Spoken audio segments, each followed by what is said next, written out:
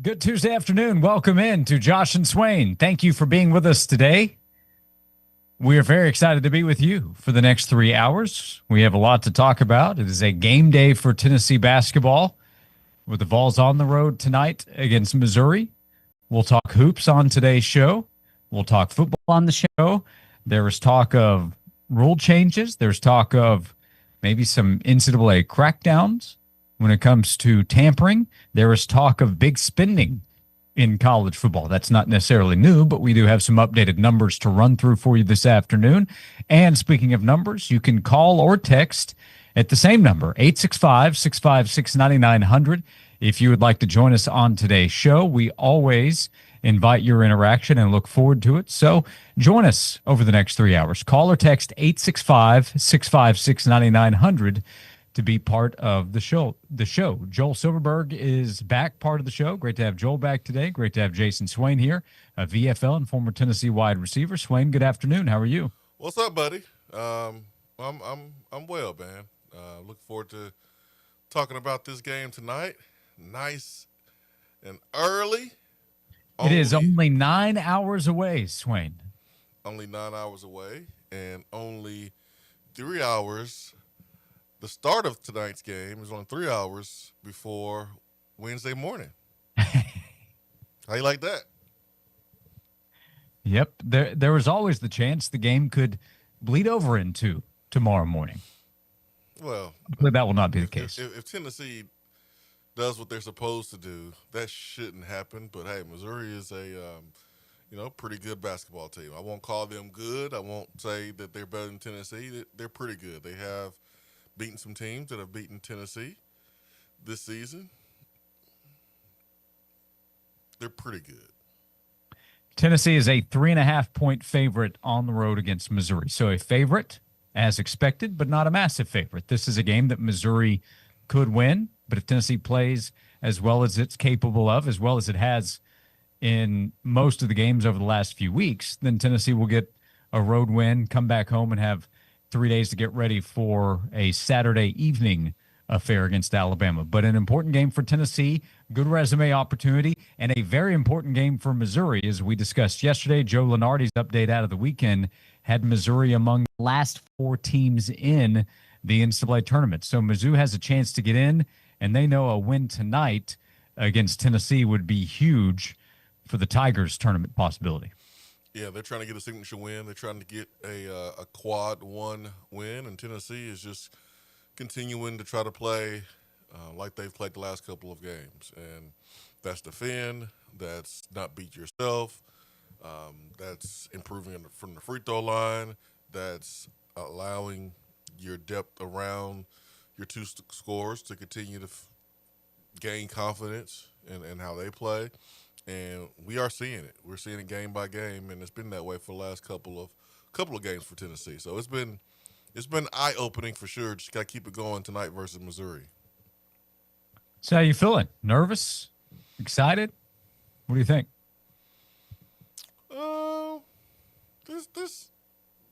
There's always a little bit of a nerves when you're playing a team like Missouri. I mean, Des Gates has done a great job at Missouri, and his programs have adopted, his personality, man. They're tough as all get out. They play hard. I mean, you never see him smile or show emotions on the sideline. His teams take on his personality. So, like, I remember the last couple of years when Mizzou came in here and, gave us all we wanted and more, and had a lead on us. We came back, and, Tyreek Key that year, and they hit big shots late. He gives those guys the confidence to shoot tough shots. They make tough shots. So, yeah, I mean, they are a pretty good team for sure. They're sixth in the SEC, and they're trying to make their claim to be guaranteed an NCAA tournament berth. So if they can get a win versus Tennessee, that certainly helped their case. We got to make sure that does not happen. So 9 o'clock tonight, we will see Tennessee play against Missouri. Well, here's the thing, man. When I used to play for Tennessee long time ago, and we knew it was going to be a very hot game coming up on Saturday, 3 o'clock game, 3:30, whatever, and we knew that the temperature was going to be in the 90s. We were told Monday after practice, Johnny Long would have his moment. Coach Fulmer would address the team, and he would say, "Hey, anybody got anything else? Johnny, anything else?" He would allow the medical staff, Jason McVay, anything else? Each leader from each department to say their piece at the end of the game, or excuse me, at the end of practice. And Johnny Long would say, "Guys, the hydration starts now." Jason McVay would say the same thing. "Hey, guys, make sure you hydrate. Salt your foods now. It's the process to play Saturday starts now." Well, Josh, it is 12:08. It's a 9 p.m. game, buddy. The time to drink coffee is now. You got to hydrate now, Josh. You can't wait to 8:30 to start drinking coffee. Yep. Because you get sleepy around 7:30. It's too late then. You have to hydrate early. You got to start now. So pour those big cups of coffee, Josh, and let's get ready to go tonight. I've got a hot cup right next to me. Won't be my last of the day, probably. That's okay. That's okay. I remember the "Are you a good teammate" chart. Making sure you're hydrated. What color are we looking at here to see if you're a good teammate doing your part? Yeah, I don't know if I'm a good teammate. I've been working on my hydration, so I gotta get back to it. Here's what we have in the SEC tonight. 7 o'clock on the SEC Network, Kentucky at South Carolina. That is the game leading up to Tennessee and Missouri on the SEC Network. And then on ESPNU at 9 o'clock, Oklahoma at home against Auburn. Auburn coming off a narrow victory against Kentucky. That was big for Stephen Pearl's team. Oklahoma, which is capable of winning most games, they just don't win many of their games. They're 3-11 in the SEC, 13-14 overall. They're at home against Auburn in this one with the Tigers favored by 2.5. Again, that one's on ESPNU at the same time that Tennessee will be playing Missouri. That wasn't Josh. The SEC tonight. That wasn't nice, Josh. What was not? What you said about Oklahoma. Wasn't nice. Did I say anything that was incorrect? Josh, just because you're telling the truth doesn't make it nice. That's true. Yeah. But some would say the truth hurts, and watching Oklahoma basketball times this season has been hurtful to the eyes. That's the truth. Well, I'm sure it's been hurtful to the eyes of OU fans or Sooner Vol fans, but not me. I enjoyed them stinking it up versus Tennessee. Yep, hate it for the Sooner Vols on the Sooner side. For the Vols side, they're doing just fine. They're 10-4 in conference play, 20-7 overall, looking to show us something tonight against Missouri on the road. We will come back 865-656-9900. Couldn't help yourself, huh? Could not. We have a long way to go. You got to look for energy builders. Is the NCAA, Swain, are they showing their teeth? They feeling good about themselves? Are they about to start cracking down on some programs out there in college football? Also, we have some numbers that are coming in on rosters, how much they might cost to compete in college football this season, especially in the SEC. We'll get to all of that, and we will invite your calls and texts this afternoon at 865-656-9900. We are presented by Junk Beyond. Thank you for being with us on Josh and Swain.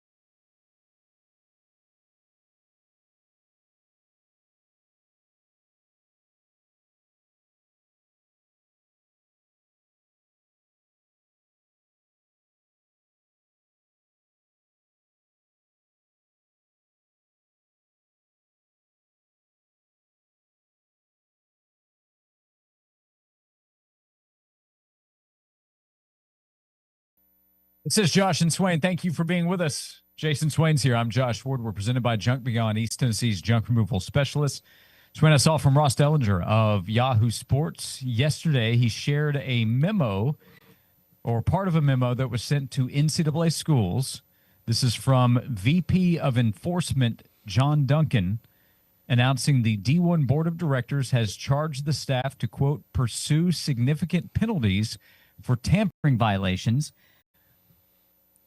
Writing this, communications of any kind are not permitted with a student athlete at another school or any other representatives of their interests, including agents, before that student athlete enters the NCAA transfer portal. If a coach is contacted by an agent of a student athlete who is not in the transfer portal, any further continuation of that discussion is considered a rules violation. That includes a coach or a booster expressing interest or suggesting the possibility of a roster spot opening for a student athlete should the individual enter the transfer portal. Didn't they already say this already? Well, tampering has been frowned upon. Frowned upon. I thought they already made some threats that something was going to happen, that tampering was indeed confirmed and schools were caught doing this. Maybe so. I don't know if prior language has included a charge of the staff to, quote, pursue significant penalties, but that is in the memo from NCAA VP of Enforcement John Duncan, as shared yesterday by Ross Dellinger. He also added that the NCAA staff is working with an infractions modernization task force to expedite the process of investigating potential rules violators for tampering and other matters, according to the letter. Okay, what's the punishment? I mean, how can you really hurt somebody if they are caught? You going to take scholarships away from them? They get 105. Well, would you rule that player eligible if you find tampering with the player that went from one school to yours? Well, that'll hurt. Like, you just make that player completely ineligible anywhere they go. That's a punishment now. That punishes the kid, though. It doesn't punish the school. So what's the punishment for the school? I mean, there needs to be a swift, strong punishment for the school to make sure that staff does not do that again. But if you are a player and if you are an agent, let's see, agents, how much you really care about your client. Let's see.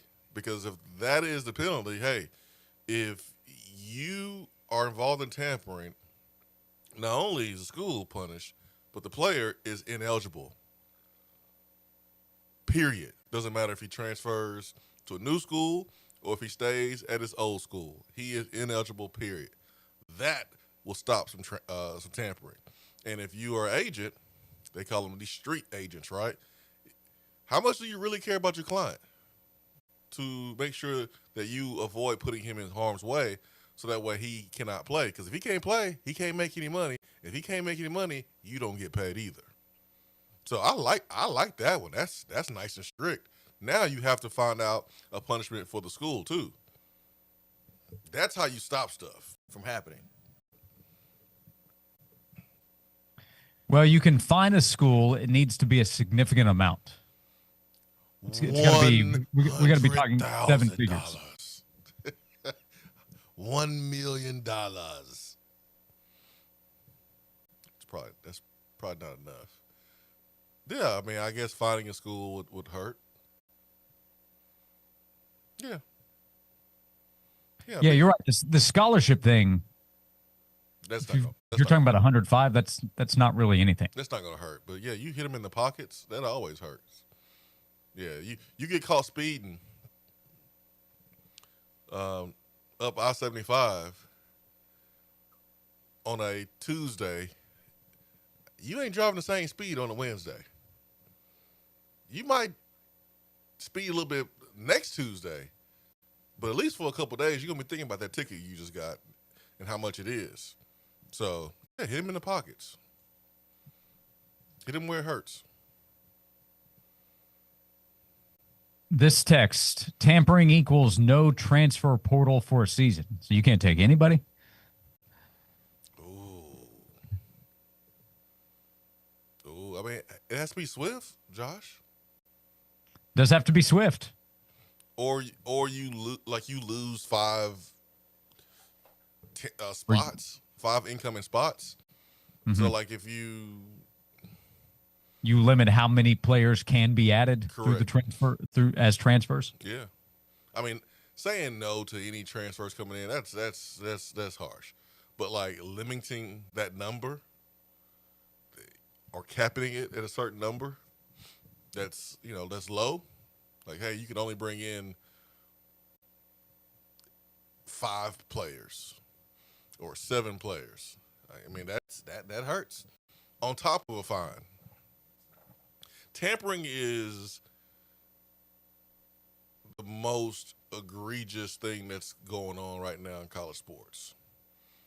I mean, to have coaches set up a press conference where he is detailing how another school tampered and messed with his players while they were currently at your school going to class, that's a black eye. And we can handle guys, transferring after every year. We can handle, players deciding to sit out. Like that ain't good, but it ain't worse than coaches calling out other coaches for tampering. That's bad for the sport. So come down hard and fix this. Because this would be an issue where if we compare to the real professional leagues, the NFL, the NBA, Major League Baseball, if you're caught tampering with a player from another franchise, crushed. I mean, I wonder what the real punishment is. I think they take draft picks, like first-round draft picks. Yeah, it's been several years now, but this wasn't even tampering, but it was trying to circumvent the salary cap. The Joe Smith deal, the Timberwolves got crushed for what they did with Joe Smith's contract. In the NBA right now, they're waiting to see what happens with the Kawhi Leonard situation, trying to go around it. So anything you're trying to do to go around rules to boost your roster, everybody expects severe punishment to send a message that can't happen. Last June of 24, the Falcons were docked a 5th-round pick for the 25 draft, and they were fined $250,000 for violating the NFL's anti-tampering policy. The Eagles were investigated when they signed Saquon Barkley, but they were cleared. But yes, the Falcons were penalized for tampering with old Kirk Cousins and Darnell Mooney and other players. So, but yeah, like that happens at the pro level. You tamper, you get hit hard. And that's what needs to happen at the college game. This says, find the school, whatever the NIL offer was for the student athlete being tampered with. A problem there would be, can you confirm what was being offered? If the offer is verbal, I don't know how you prove that. Well, whatever. You get caught, you get in trouble. Like I remember growing up and I was told, hey, other countries, if you steal something, man, they remove your hand. What? I ain't stealing anything. I want my hand. So if the penalty's strong enough, people won't break the rules. The penalty has to be strong with this tampering deal. Bob says, since it's all about the money anyways, look at it this way. If there's a radio station out there on the West Coast that wants to double Josh's money for you to come out there, you could do that. Basically, you're saying schools can't go out and look for better employees, but radio stations could. Well, I'm not operating within NCAA rules that I agreed to. So if I were under some organization that I agreed to the rules, then I could not do that. So that's apples to oranges, Bob. I ain't got to worry about Josh going to the West Coast anyways. you, you a Knoxville kid. You never leaving Farragut. Yeah, I'll go out west, out to West Knoxville. You ain't going nowhere. I don't have to worry about that. But yeah, that is apples or oranges. At the end of the day, the NCAA is trying to uphold the rules that its governing body wanted. This is the rules that they wanted to be enforced. Mm-hmm. And now they're turning a blind eye to it and pretend like they don't want those rules enforced because they want their team and their program to win. So, Ole Miss, you are a part of the governing body that okayed these rules to be enforced. But now, since you got a little taste of victory last year, and Lane Kiffin left you and embarrassed you, and you went with Pete Golden, and Pete Golden's like, well, we're going to do what Lane did. We're going to keep the tampering party going, and we're going to get back to the college football playoff, and we're going to bring in, Trinidad Chambliss again. Now, you don't want those rules enforced. That's what this is about. Let's keep it a buck, Josh. Let's keep it a buck. You want the rules enforced when you ain't winning. But now you winning, breaking those rules, you willing to be laxed about those rules.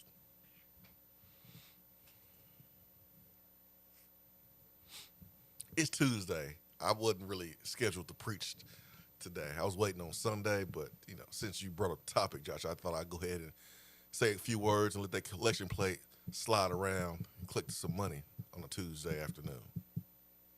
I love it. I am for it. And speaking of that collection plate, wait till you hear how much LSU has reportedly collected to put together its roster for Lane Kiffin's first season in Baton Rouge. We have that information when we come back. We invite you to weigh in at 865-656-9900.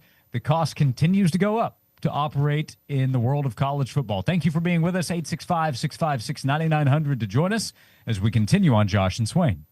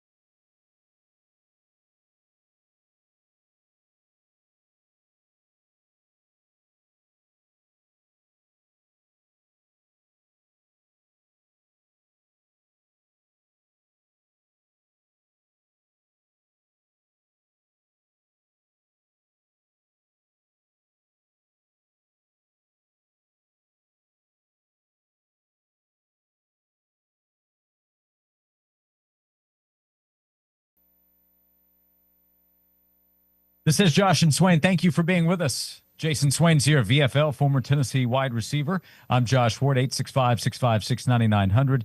This message from Melissa. Melissa appreciates you. Said, I wish the NCAA would put a cap on what a player can make. Some of the players are making more than a first-year pro. They should also only allow one transfer per athlete.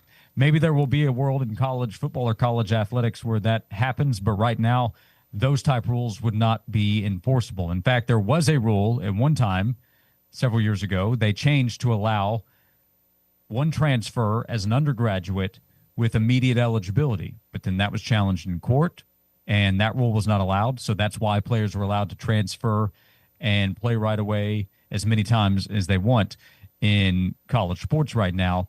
And then with the cap, you would not be able to enforce that because that would violate free market laws. Again, to collective bargaining, if that something happens in the future, that could change something. Bob followed up and said, tampering has been around since football started. Now it's big money out in the opening. Everybody wants to scream foul. The rules were not enforced in the 80s and the 90s. Really? I'm sure there were still rules, but tampering is a big deal right now, Swain, because of that immediate transfer eligibility rule. It used to be that if you transferred, you had to sit out a year. So transferring was not nearly as prominent as we see it now. Yeah, you can talk all day to another school, but you didn't go anywhere. So you basically were wasting your time even having those conversations with another school because you had to sit out a year, and then you decided to transfer inside of the conference. You had to sit out 2 years. So it wasn't a problem. So yeah, you can talk all day, but we didn't have the problem then like we're having right now. So and remember, it was not that long ago that if you transferred, you also had to get a release. Yeah. Remember that was an issue that happened with Tennessee a few times. Both players coming and going. Yeah. By the way, when I say release, that's to go on scholarship, not to play right away. That's to receive financial aid at the next. They had the situation with Bryce Brown, the late Aaron Douglas, D'Anthony Arnett, and Brandon Warren when he transferred to Tennessee from Florida State. FSU would not release Brandon. Yeah, because you can use the excuse, well, we're not going to release you to a school that we have to play against. And then it was, we don't have to release you to a school that we recruit against. That's everybody. You recruit against everybody. So, that was a problem. They really put the players in a bad spot and gave schools too much power, man. The students didn't have any power, and that's not fair. Yep. Now they have close to all of it. Too much. They don't have all the money, but they're getting more of it. So Pete Nakos wrote a story at on3.com speaking to folks within the sport, talking to general managers, front office folks, and NIL personnel staffers about this past transfer portal cycle. The top spenders of the 14 Power 4 general managers and staffers that spoke to On3, 10 of them mentioned LSU as the top spender in the transfer portal. Multiple general managers believe LSU has the highest payroll in the sport entering the upcoming season, exceeding $40 million. They landed highly paid quarterback Sam Leavitt, offensive tackle Jordan Seaton. They ultimately brought in 40 new players via the transfer portal. One SEC GM told On3, quote, they got the most expensive roster in the sport. A Big 12 GM said they're definitely at least $40 million. And Leavitt received a big number. So Brendan Sorsby, who went to Texas Tech, got a big payday. Darian Mensah, who was already making a ton at Duke, got a big payday to go to Miami. Said regarding Leavitt, the price got driven up big time on Leavitt. The latest I heard was he's in a similar range to Sorsby. Another GM said Sam Leavitt is legit. Don't get it twisted. And with Seaton, I'll find the quote on him. He ended up picking LSU over Miami, Oregon, and Mississippi State. One SEC NIL operator said, Jordan Seaton's numbers give me heartburn for what's coming next year. That person added, I've heard anywhere from $3 to $6 million on Jordan Seaton alone. I think $3 million I can wrap my head around. Anything more? No way. Yeah. I mean, three sounds about right. I mean, Cam Coleman over $2 million to Texas. Quote, didn't really get that crazy. He was going to Texas the whole time. I think he was using us to get the price up at UT, which I'm fine with. Yeah, I mean, Yo, Tennessee spending some big money for a player. So it ain't just other schools. You know, Sure. we spending some money. Not like LSU, but hey, the market is continuing to increase. I think that's why you're hearing Danny White be so vocal about collective bargaining. Because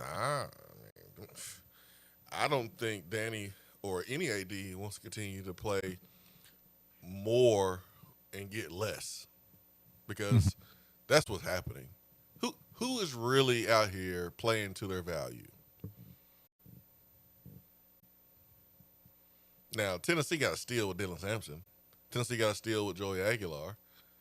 But for the most part, there's not a lot of folks who are playing up to their number when those numbers are, over 750, 600, somewhere in that ballpark. Rarely.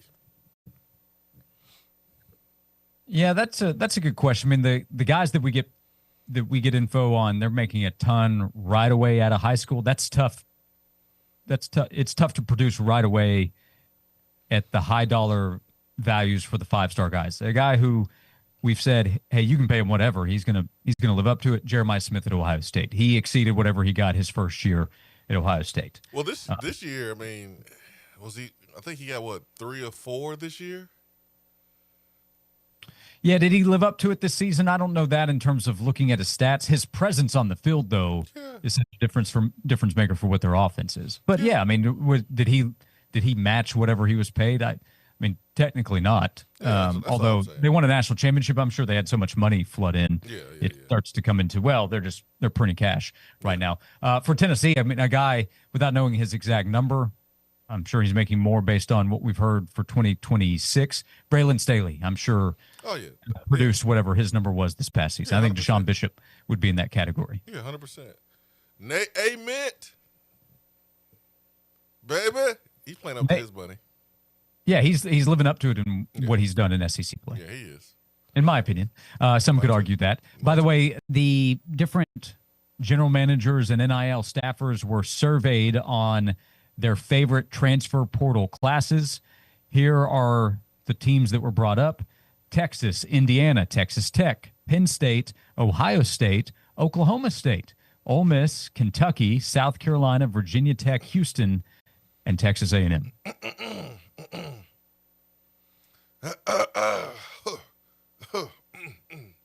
Who did the best job at retaining talent? Popular responses: Oregon, USC, Louisville, Miami, Michigan, Georgia, Florida, Ole Miss, and Washington. You okay, Swain? I don't know. I'm trying to figure it out.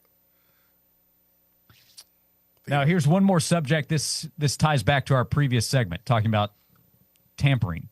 Here was a question to the general managers and NIL staffers. This is from Pete Nakos at on3.com. Do players know their transfer destination before entering the portal? Come on, Pete. A Big 12 GM said a good bit of them know where they're going. Man, a good indicator is wherever they visit first. I bet that whoever gets the first visit has like a 60% chance of landing the kid, like he's going on the visit to shut it down and get down to business. An SEC GM added they have a really good idea because their agents have been shopping them around. Here's the funny thing about those anonymous quotes. They're coming from individuals titled GMs. Mm-hmm. We know those quotes ain't coming from Tennessee because Tennessee doesn't have a quote-unquote general manager, a person with that title. Does it mean that someone's not in charge and does those type of duties, but we just don't have someone that has that title. Yeah, now it's GMs and NIL personnel staffers. Oh, well, in that case, it might be some from Tennessee. Yeah. It might be some. Yeah, Nick asked, Penn State brought in Iowa State. How is that a win? A lot of people look favorably. Now, the quarterback is going to boost that as well. But in a story I read yesterday, that that is a big part of the process of considering a coach. Hey, this coach that we're going to bring in, do we like the roster that he can bring with him? It's not just which coach you're getting, it's which players are you getting with the coach. And Iowa State's players have been viewed favorably in who he was able to bring. Similar to, it's funny, Penn State had a bad season, but James Franklin's arrival at Va Tech has been viewed as an early win because he's been able to bring in some key players from Penn State along with Recruiting class. some of their best recruits. Yeah. Yes. Yeah. Now, this I will push back on very quickly, assuming I'm understanding the text correctly. We were talking about players living up to their value. We mentioned Nate Ament. Somebody texted Jacoby Gillespie has not lived up to it yet. I think he has exceeded it. Man, Jacoby, crazy. he's been one of the best guards in the nation. He's No. He's been one of the best players in the nation. Yeah, that's right. I think he's right now a first-team All-SEC guy. Yeah. He's been awesome. Has he been perfect? No. Late game situations, has he been at his best every game? No. But Tennessee's nowhere close to the position it's in without Jacoby Gillespie. Yeah, 100%. I think he's done close to everything they hoped Jacoby would do. Absolutely. And assuming that person knows what he's making. So, I mean. Yeah, he's making a lot. He's making a lot. He's earned it, in my opinion. But first-team SEC caliber guard, and potential All-American candidate. Yeah. I think he's lived up to the hype. And Tennessee is floating around the 14th ranking, according to the net ranking. And you are leading that team, you and Nate Ament. You deserve every penny for sure. And he took a pay cut to come here. This was shared by Kevin Connors today at ESPN. Said, I'm going through some of my notes in the SEC. Tennessee star Jacoby Gillespie has scored 10-plus points in 26 consecutive games. It's the second longest streak by a Vols player over the last 30 seasons. Behind, hey now, he's joining us next hour, Ron Slay. Yeah. Let's go ahead and take that take on back. Yeah, okay? yeah. You can take it back. Walk it back.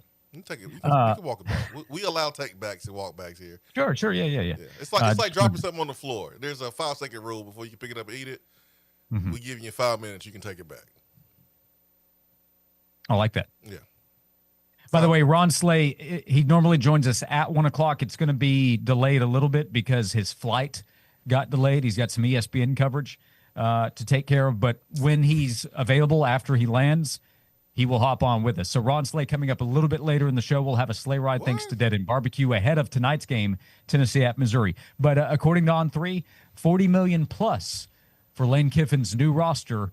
Big expectations then in Baton Rouge for year one with Lane Kiffin there taking over the Tigers program. We'll come back 865-656-9900 as we continue the conversation here on Josh and Swain.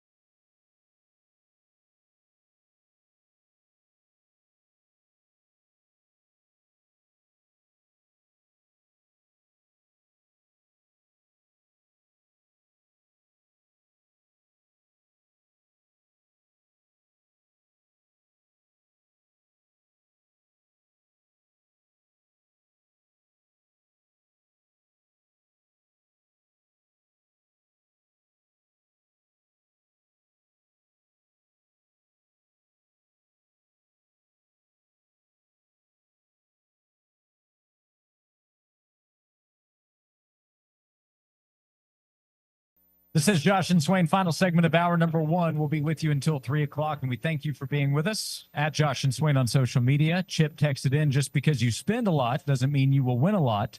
It's about coaching and development. Spending a lot on the right talent, though, can give you a good shot. Yeah, it gives you an opportunity. Texas, Ohio State, 2 years ago were two big spenders, and those two teams were, in the Final Four. Ohio State won the championship, so let's not think that Indiana didn't spend a lot, but they didn't spend the most. And you still have to be smart about your money. You don't have a shot at all if you don't spend money. It just gives you a shot. It doesn't guarantee you a championship. It doesn't guarantee you a win. So Chip is right. Yeah. And the price is rising, as is the case in a lot of areas, but that's absolutely the case in college sports rosters, especially among football and basketball rosters. Yes. Andrew said Jacoby Gillespie is money. He's going to hit some big shots in March. I'm stoked. Yeah, I mean, I guess your opinion is shaped by your expectations. So if you had crazy, out of this world expectations, then you probably are disappointed. But I mean, it's hard to do what Jacoby Gillespie is doing. I mean, my goodness, it's hard. He and Nate Admit are the only two true offensive options, and each night he delivers offensively.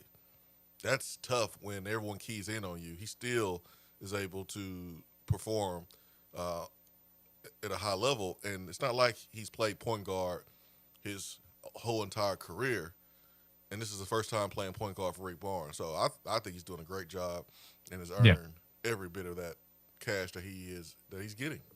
Yeah, we've talked about this recently. Evan Maya, well respected with the numbers, the analytics side of things. He has Jacoby Gillespie ranked as the 9th best player in the country, the top guard in the SEC. Some perspective, the player ranked one spot ahead of Gillespie is A.J. DeBansa, who is either going to be the number 1 or number 2. He's going to be a top 3 pick in the NBA draft, and he's been phenomenal at BYU. That's the territory he's in. He's one spot ahead of Keaton Wagler, who has been a star player at Illinois this season. So I think Jacoby's been terrific. Perfect? No, but few players are perfect. Jacoby has been terrific this season. No player is perfect is the correct sentence. No player is perfect. Not a player in college basketball is perfect. Unless that player came in for a minute, shot one, only had one shot, made it, and sat down for the rest of the year. That's the only person that's perfect. Everybody else has made mistakes, has missed shots. So nobody's perfect. That's right. We will do our best to get as close to perfect as we can over the next 2 hours. 865-656-9900. That's going to be a long shot, though. Thank you for being with us. Join us. Stay with us over the next 2 hours. Presented by Junk Beyond on Josh and Swain.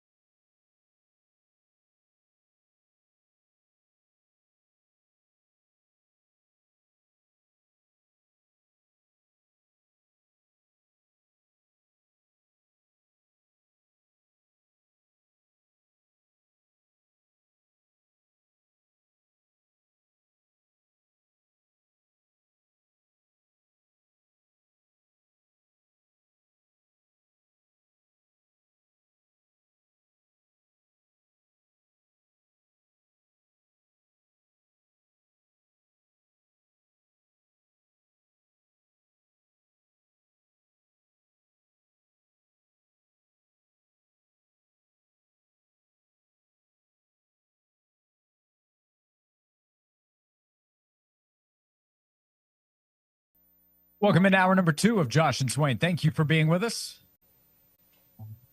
Jason Swain is here, a VFL former Tennessee wide receiver. I'm Josh Ward. You can join us at 865-656-9900 as Tennessee's basketball team will play at 9 o'clock tonight at Missouri. Big road game after getting a big road win this past weekend at Vanderbilt. And Swain, we will see what the status is tonight with J.P. Estrella. He's missed the last couple of games, questionable going in, as he's been dealing with a foot issue here in recent days, and I think he'll continue to be probably a day-to-day or game-by-game conversation with a clear goal of having him ready for the postseason, which is now just a couple of weeks away. But that'll be something to monitor tonight, the status of J.P. Estrella on the road against Missouri.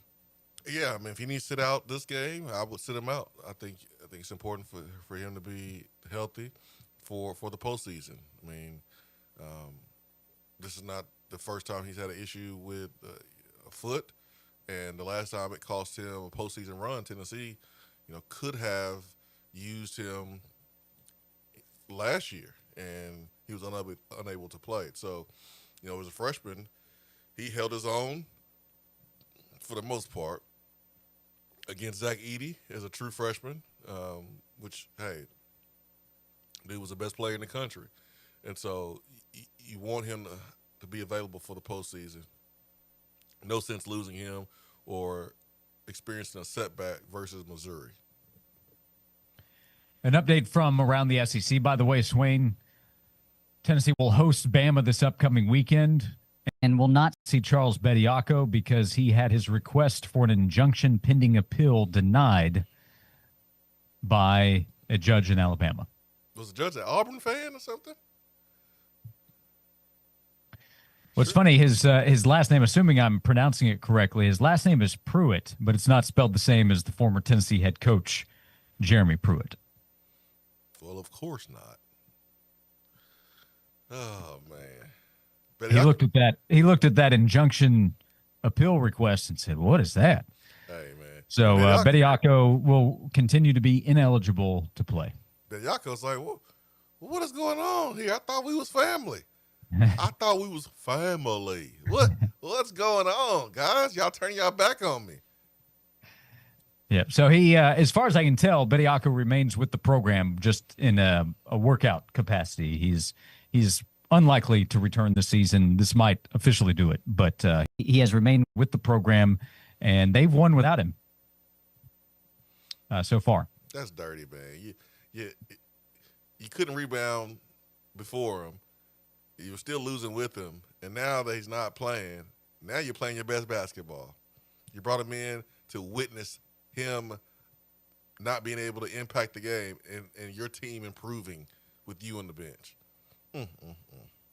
Bama has won 6 straight and will host Mississippi State tomorrow, so likely to get a 7th straight win. Tennessee's won 4 straight, 8 of 9 and 9 of 11, so both teams are in a really good position right now. You care to make a record prediction for Tennessee this week? Tennessee's playing at Missouri tonight, home against Alabama. Are we looking at a 2-0 week, Swain?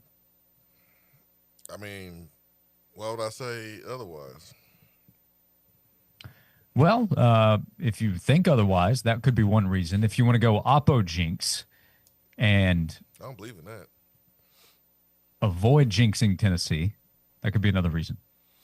Josh, what color is the sky? Typically. Gray? Typically, what color is the sky? Typically, it's blue. What color is the grass, typically? Green, especially if you stop by the Swain house. Green and lush. Tennessee basketball typically beats Alabama basketball. Typically. This is what happens. So the sky's blue, the grass is green, and Alabama loses to Tennessee's basketball team. See what I did there? I do see. Yeah. Now, Tennessee plays another game before hosting Alabama. I'm aware, Josh. I'm drinking coffee right now, preparing for it. Last time I checked, Tennessee was better than Missouri, so I thought you would have been able to catch a hint. Looked like you got brick hands over there. You can't catch it. Use your eyes, Josh. Put your hands out. So is the Josh and Swain stance 2-0 this week for Tennessee? Well, I guess you don't have a choice because I already said it for us. Okay. Yeah, 2-0. We are together on that. Yeah, 2-0. That's what I'm on. So I've already spoke for us, Josh. Sorry. Next time you gotta, beat me to it. See if I can pull up the exact info. I saw Ben McKee share it yesterday. Yeah, the second Evan Maya shout out in the last 2 hours here, last 30 minutes, really. He put his efficiency landscape together. We're getting into nerd territory, which I love. Not everybody's going to want that, but I'll break it down what the point of it is. Which teams have Final Four potential? You have some obvious ones. They're actually in the favorites category: Michigan, Duke, Arizona, Florida. Houston's a little perplexing to me. They lost again last night. They're good, don't get me wrong, but against the best competition they faced, they've not had a ton of success. Lost to Tennessee earlier. But in the list of teams with Final Four potential, based on what they've done to this point, Tennessee makes the list. Iowa State's there, UConn's there, Illinois is there, Purdue is there. Vanderbilt is just inside the list of teams with Final Four potential. Arkansas, which beat Tennessee earlier in the season, St. John's, and then Tennessee just ahead of Kansas, which got a win against Houston last night. Tennessee among the teams that Evan Maya believes has Final Four potential based on the results so far. I don't know, man. Because Kansas is playing on another level right now. Whew. Especially at home. They are tough. Well, we said at the end of the show yesterday, they don't lose on Monday. He's Mr. Monday. Yeah. Bill Self. Yeah. Don't lose at home on Monday. So that's right. I think it's 62 straight home victories on Monday night, which is insane. Yeah. But this is what you can grow to expect from Rick Barnes and the Tennessee basketball program. That no matter how it starts, whether you find yourself number one in the country during the course of the season, or top 10, top 15, or top 25, or slip outside the top 25 and then come back in, when it matters, Tennessee is going to be prepared to make a run.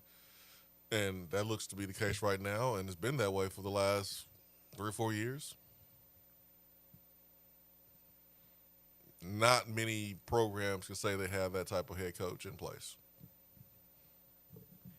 Program has been very consistent, and here, especially the last few seasons, has been competitive at the very top. Now, nothing's guaranteed. Tennessee could get bounced in the first weekend, but that applies to all the other teams we just talked about for the most part. I'd be pretty surprised if Duke or Michigan, but they're in the upper echelon favorite category. But all the other teams, like last year, was a great season for St. John's and Rick Pitino. They got bounced in the first weekend by John Calipari's team, which was, I'd say, underachieving during the regular season. So you never know, but back-to-back Elite Eight runs, and right now one of the teams talked about with a realistic Final Four potential run this season. We do this every year, though, Josh. You know that, right? Which is a good thing. This is a good thing. That you have, the analytics tell you that Tennessee is Final Four caliber. You have analysts, folks who used to be college coaches, used to be players, that tell you that Tennessee is Final Four capable. And then folks get their hopes up, they get excited, and then Tennessee falls short, and then folks are let down. And I'm here to tell you, that's part of it, folks. That's part of being a sports fan. That's it. That's part of being a sports fan. Enjoy it. Embrace it. That's the way it is. On my Dan Hawkins. Go play intramurals, brother, if you don't like it. Now, when you played intramural basketball at Tennessee, it was championship or bust, right? No, it was not. It was do not get hurt. Do not get hurt. Yeah, it was not championship or bust. It was do not get busted up and have to go explain yourself to Philip Fulmer. Because Fulmer did not want us to play, and he had to be talked into letting us play, and we couldn't make the person that did the talking on our behalf to look foolish. So we stayed, at least I did. I stayed out of the paint. I ain't stepping on anybody's foot, turning my ankle. I'm going to be over here shooting these jump shots, which, hey, I was like Chaz Lanier one game. I couldn't miss. And the next game, See what happened was it got a little cold. But when that happens, we need other guys to step up. They didn't step up, Yeah. man. Yeah, rally. Speaking of, I saw this update from Chris Lowe 10 minutes ago. Jacarius Peak, offensive tackle for South Carolina, he suffered a leg or knee injury this past week playing 3-on-3 basketball. He'll be out this spring, not expected to be cleared during the summer. Shane Beamer said they fully anticipate him being ready to roll when September rolls around. South Carolina is on the schedule for Tennessee. They'll play in week 8. Tennessee will go to Columbia, South Carolina. Big season for Shane Beamer coming up in Columbia. No, I bet the Gamecock fans are losing it over that. Come on, man. You got to have some discipline. Beamer can't let those guys play basketball. I'm sure that's the response. Oh, I'm sure it is. I'm sure it is. Yeah, that stinks, man. I think that kid should take it easy. Is he a starter? Yes, key player. How key? How key? And take your time. How key is he? You like the front door key, or are we talking like an extra key that you rarely use? He was Rivals' #1 offensive lineman in the transfer portal. Chose the Gamecocks over Texas A&M and Alabama. Oh yeah, he front door key. Yeah. He just arrived. Yeah, he probably should just take it on easy. Wait till week 9 to come on back. You know what? In fact, it might be best to just focus on your health and prepare for next spring.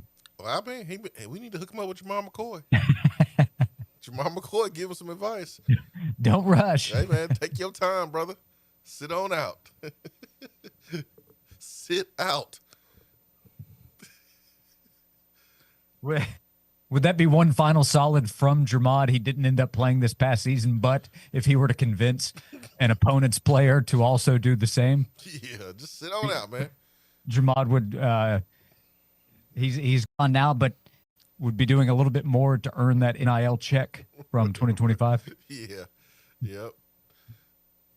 Mm-hmm. Yep. Big week coming up, by the way, for Jermod McCoy, or big time week, 10 days. Not sure of the exact schedule, but he'll be tested. He'll have conversations. The medical evaluation will be a big factor with the combine going on in Indianapolis. And Jermod McCoy, a projected first round, I think projected by almost everybody, top 15 pick in the NFL draft. So that'll be something to pay attention to. We'll continue the conversation. We will monitor Ron Slay as well. He has a flight with his ESPN coverage coming up, and when he's available, he will join us this afternoon. The Slay Ride presented by Dead End Barbecue, that's coming up this afternoon. So we'll talk some hoops with Ron Slay, the VFL and SEC basketball legend. We'll talk to you along the way. Call or text 865-656-9900 if you would like to join us. Jason Swain's here. I'm Josh Ward on Josh and Swain.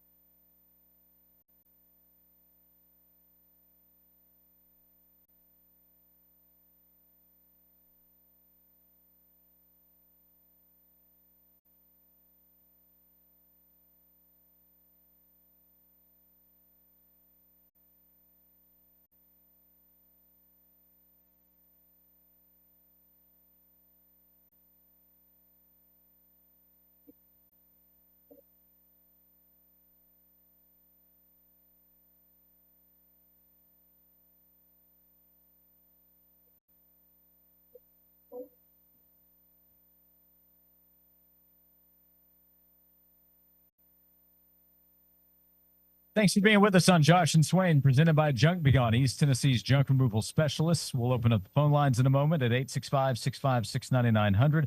Appreciate this text from Sean in Alcoa. Said, I'm going with an old school quote. You ready for this, Wayne? I'm ready.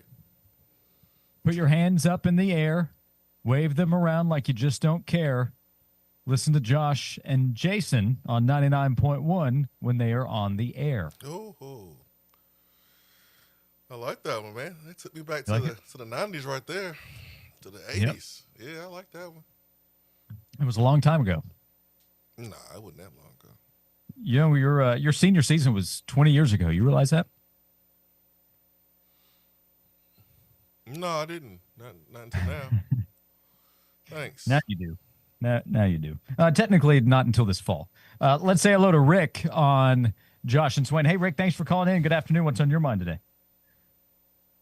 I started paying attention to Indiana and how they always seem to be in the right position on every play. And I wonder if AI is being utilized in college football, basketball, where they could analyze coaches and teams and give you a good guess what may be coming next. You guys heard anything like that?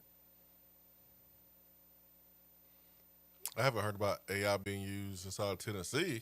I mean, I know analytics are being used, but I haven't heard about AI though. But maybe it's me. My ear's not close to the ground close enough. Yeah, I don't know specific to AI. I know that technology continues to play a big part in everything that happens everywhere, including sports, college football. That can include different areas. That can include training, nutrition, different aspects. So I wouldn't be surprised to find that AI is part of that in some way. That can different areas. Hey, Rick, we appreciate the call. Thanks so much. I mean, I think it would be a good idea to bring in Allen Iverson to help with our athletic program. He could offer a lot of advice. He could. Mm-hmm. I mean, he is the answer. Did Rick reference Indiana? Some of that was a little difficult to pick up. But look, Indiana was a team that was as disciplined and as well coached as we've seen, and that's why they did what they did this past season, cruising through and dominating a lot of teams, including a team like Alabama in the postseason. Alabama has a ton of talent. Indiana, by the way, improved its personnel, but when you look at overall just talent, star ranking, draft prospects as well, Indiana was not number one in the country, but they identified players correctly. They coached them well, but they identified guys that would fit what they needed. Again, they've spent money too, so that's part of it. It's pretty much Indiana hitting on every aspect correctly. The story, I think I referenced it earlier, but from The Athletic, Indiana's viewed as a unicorn in what Kurt Signetti was able to do, but it's also creating an expectation for all these first-year coaches. There are so many new coaches at different programs heading into 2026, and they may not have Indiana expectations, meaning win a national title in the first 2 years, but a lot of fan bases, a lot of boosters, a lot of people involved will say, hey, we should win more quickly. Look at what Indiana did. We have more resources. We have more opportunities. Indiana will be used as a reference point, I'm sure, for a lot of schools. Or, I mean, Tennessee. Hey, we're in year 5. We're in year 6. Schools like that will say, why can't we do what Indiana's done if they did it so quickly? You don't have Kirk Cinetti. Just like that's part of the answer. You didn't have Nick Saban, and you didn't have Urban Meyer, and you didn't have Dabo Swinney. When you have those guys, you give yourself a chance to win at a high level. So, yeah, I mean,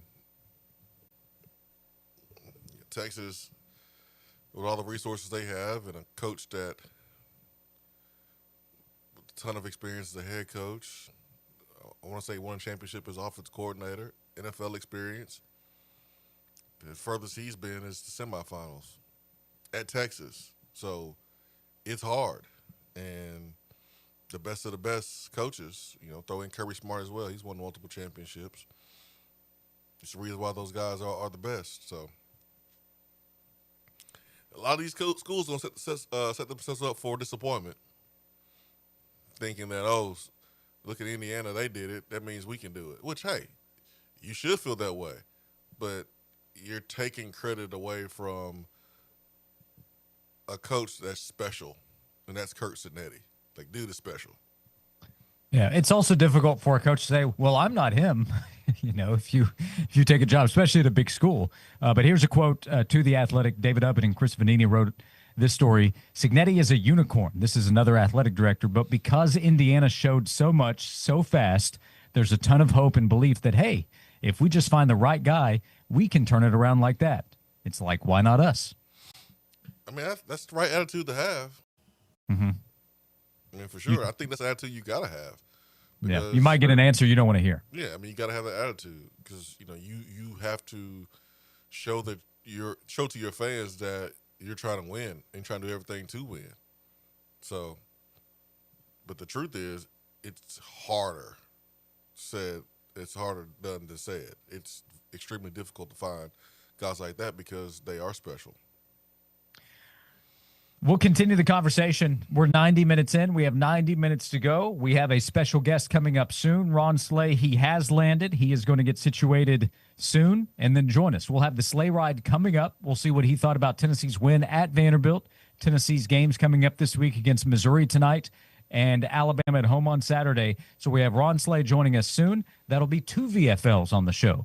Ron Slay and Jason Swain. I'm Josh Ward. You can connect with us at 865-656-9900. Thank you for being with us as we continue on Josh and Swain.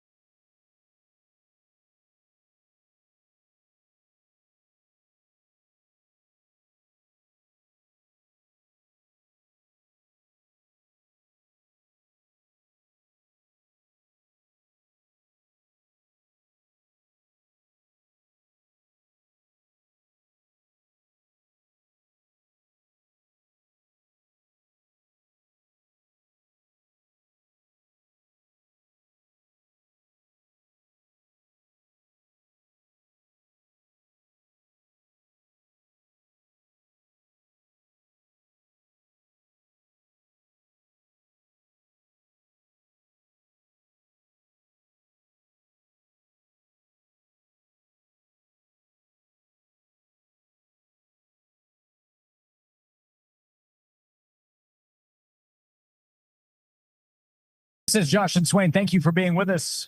With Jason Swain, I'm Josh Ward. We will have Ron Slade join us soon, the VFL, SEC basketball legend every week, thanks to Dead End Barbecue. He joins us on the sleigh ride. We'll continue to invite your messages, your calls as well at 865-656-9900. We're also live on YouTube, so when Ron joins us, you can watch on our Sports Animal YouTube channel. You can also watch in the WNML podcast. So thanks for tuning in, however you're doing so, listening on your radio dial, streaming, and you can watch with us on the Sports Animal YouTube channel. We had a question in the YouTube chat, by the way, Swain. Did you see Steve Wiltfong put in a prediction for Ohio State last night regarding running back David Gabriel Georges? I didn't see it as a prediction unless I misunderstood what he wrote, but more so that he believes Ohio State is the leader and the favorite right now. And he noted how hard Tennessee is pushing for David Gabriel Georges, but DGG from down at Baylor School is the top target for Tennessee. He's the number 2 ranked running back in the country by all of the services. So consensus number 2 running back and a top 25 overall player in the country. He's a monster at Baylor, but Steve Wiltfong did write that he believes Ohio State is at the very least the favorite for David. Well, I mean, there's time to make up some ground and hopefully, change that narrative. So, I mean, it's part of it. You got a really good player that has 2 really good programs recruiting him, and I think it's normal to go back and forth a little bit. So, Tennessee got to put some more work in. Yeah, and maybe I just don't understand the terminology. It could be a prediction, but he said, my early RPM pick is on Ohio State, with Tennessee very much a hot contender as well. He noted Alabama, Georgia, and Ole Miss are a few others involved. But given the relationships with Buckeyes staff led by Carlos Laughlin, the program's track record of offense and development, and the resources Ohio State has, I like where they stand. We'll see if the Vols or anyone else can change that pulse. We do know Tennessee is rallying a lot of support to get it done with running back David Gabriel Georges. All hands on deck. I think it'll be hard to be in the state and have teammates of yours go to Tennessee and have so much influence supporting Tennessee and be able to still go to Ohio State. I think that's tough. Not saying it can't happen, but I like Tennessee's chances. Yep, and you never know with true freshmen, but Swain, he's a guy that if he's on campus as a freshman, my guess is he's starting as a freshman. He's definitely playing a lot as a freshman. I'm willing to say he will be playing a lot as a freshman, just depending on who's on campus or not. Sure. Again, you never know. Part of the reason I say that is I get a sense that we bring up recruiting and it's difficult to churn a lot of interest because, understandably, you're wondering, well, when are they actually going to play? This would be an early impact 2027 player for Tennessee. Day one. Yeah. Day one dude. That's the type of guy Georges is. Day one. They don't come around often, but when they do, you know it. Yep. So there's an update from Steve Wiltfong. We were asked, by the way, in the YouTube chat as well, so you can chat with us. You can chat with each other. I know Swain was ranked number 21 overall in his class. Where was he ranked among wide receivers in the class? Tom Lemming ranked Swain number 21 overall in the 2003 class at ESPN. Other wide receivers, the highest ranked by Lemming was Steve Smith, who told you he was coming to Tennessee, correct, before signing with USC? Yeah, we was on our visit together here. Yeah. Yeah. He was a California kid, so USC in the end was able to keep him home. Yeah, what you understand. You were the number 5 receiver in the class behind Steve Smith, Andre Caldwell, who went to Florida. He was a good player. Whitney Lewis, who also went to USC, and Sean Bailey, who went to Georgia, which was one of your 3 finalists, and then you. Yeah. At one point, I was number 2, but I guess I fell off, man. I fell off. He probably dropped you when you chose Tennessee. If you go to Michigan or Georgia, you would have ranked higher. Isn't that how it works? Yeah, he had Whitney Lewis number 1, and then he had me 2, and then he did some rearranging. Yeah. Ranked 1 spot ahead of you was Brady Quinn. 4 spots ahead of you, Jamarcus Russell from Mobile, Alabama. Yeah. Remember, I didn't practice at the U.S. All-American Bowl, so I didn't practice because I got hurt at the end Yeah. of my senior year. So I didn't practice and just played. And so that practice time I missed, I think some other guys did a really good job, and it helped their ranking. Yeah, I can't remember, but one of the national analysts in basketball the other day, I think, was calling Darren Peterson at Kansas the Jason Swain of this year's freshman class, something like that. I didn't come out of games, just practice. Well, you were just Practice. out there for the touchdown catches. That was it. Practice. We're talking about practice, not the games. I'm not pulling myself out of games. Yeah. By the way, Peterson, he played a lot last night in the win against Houston. I don't know what the full story is there. If I'm an NBA team, I'm not giving up on that guy. When I read C.J. Moore write a good story from The Athletic about him, about how he has these calls with his trainer the night before games to go over scouting reports about how teams are going to play him and defend him, and he's getting IVs at the time. So sometimes we get these stories, and there's more to it than what's talked about on First Take, for example. So I would not give up on Darren Peterson quite yet. No. I mean, if he's getting IVs, that let you know that he is trying to get fluids and there's something actually going on there. So, yeah, Sam Vecini pulled up tape and said, "Hey, look at him a year ago. Look at his elevation on his jump shot, and look at his elevation this season. He's not physically where he was." So part of the thought is, it actually says something that he's still trying to play, because some guys would say, "Wait, I'm going to be the number one pick. I'll just shut it down." So I don't know the full story, but I would not give up on him. That he's going to be one of the big storylines for the NCAA tournament. shut up, Josh. You just wanted him to play for your Bulls. Oh man, he could be. The next what? Go ahead and say it. Go ahead and say it, Josh. I know you ain't about to say it, but go ahead. Let me see if you're going to say it. The next what? I don't need to say anything. The next Derrick Rose, huh? I don't even want to put that on somebody. Well, He and Booz Ellis could be quite the running tandem. yeah, he's a good player. He's fun to watch, man. He's special. Yep. So big win for Kansas last night. UNC got a nice win against Louisville. Tennessee will look to get an important road win tonight against the Missouri Tigers. 9:00 Eastern time tip-off, Tennessee against Mizzou. We will check in with Ron Slay soon on the Slay Ride. 865-656-9900 to connect. Thank you for all the interaction so far as we continue with today's show presented by Junk Beyond on Josh and Swain.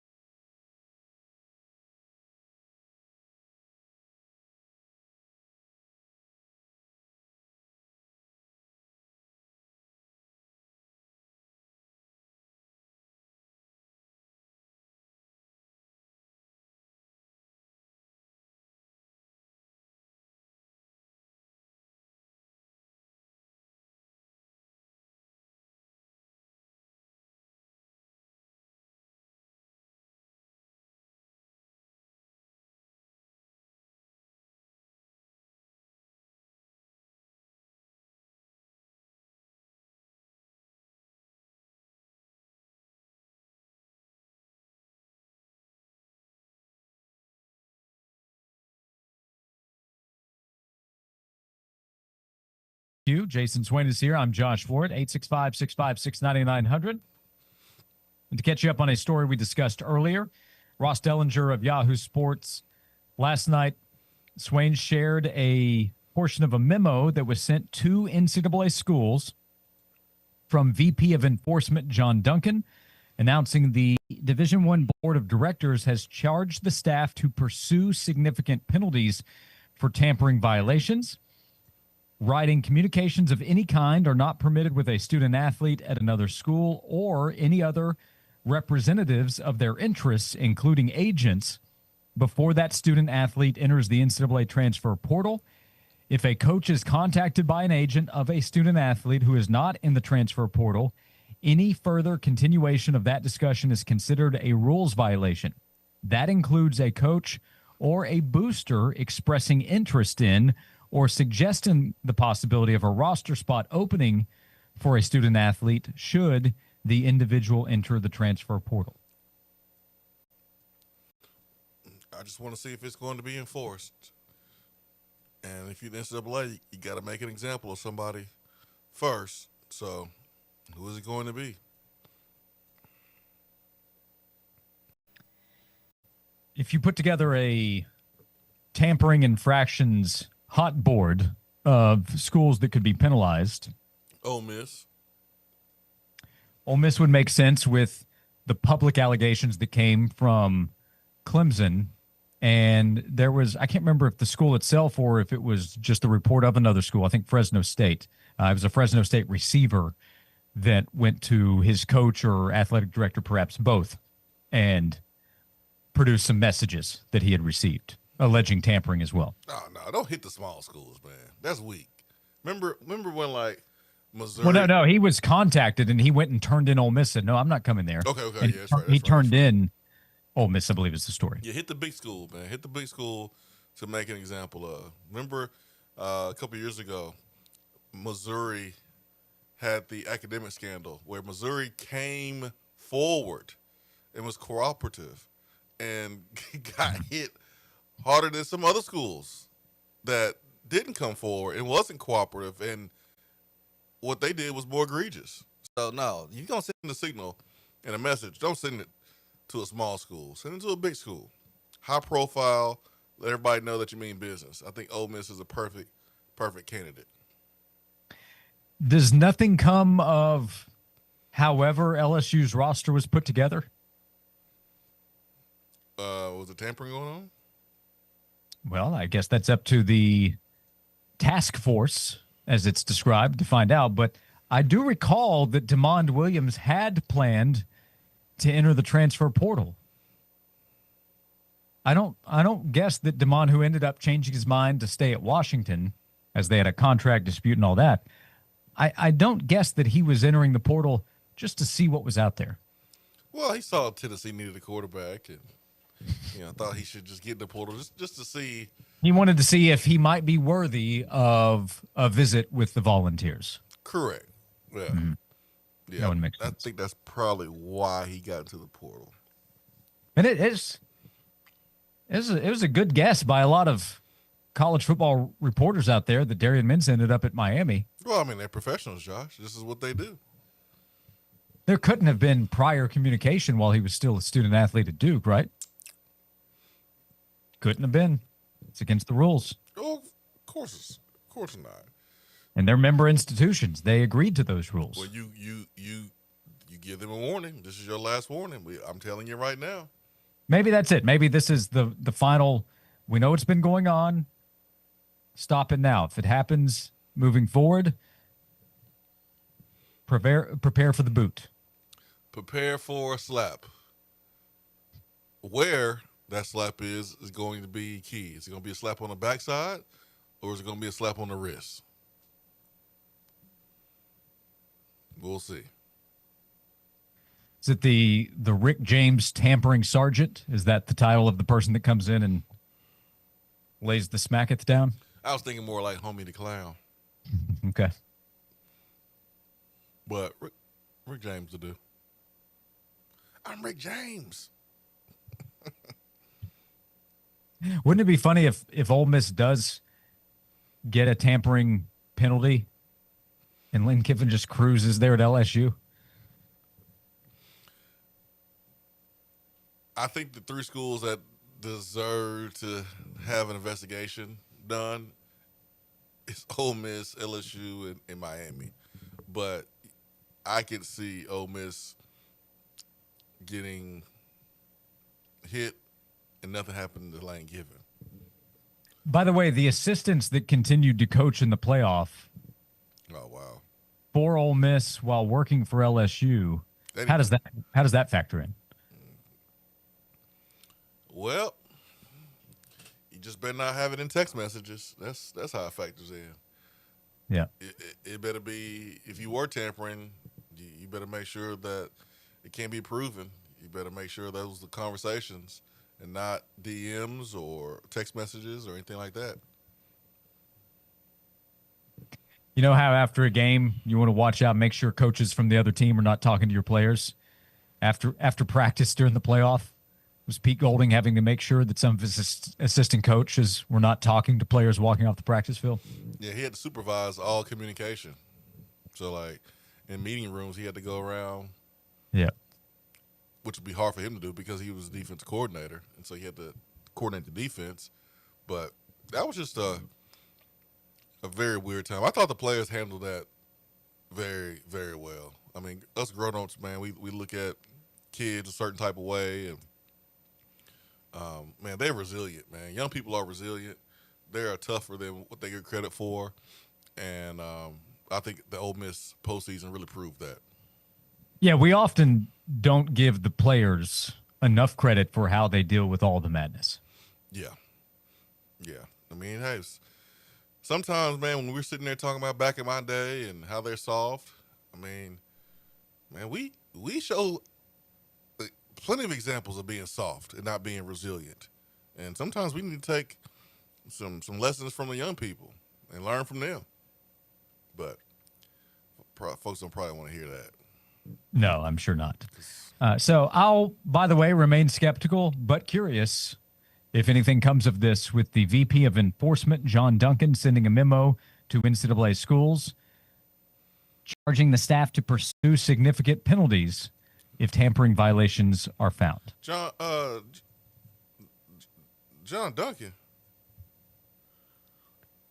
What John Duncan? Not Tennessee's. This is JON. Oh, all right. I was about to say that would have been weird, right there. Yeah. So oddly enough, at least from that perspective, Tennessee not involved in this NCAA conversation. We have more conversation to take place over the next hour. We're presented by Junk Beyond, East Tennessee's junk removal specialist. Thank you for being with us as we continue on Josh and Swain.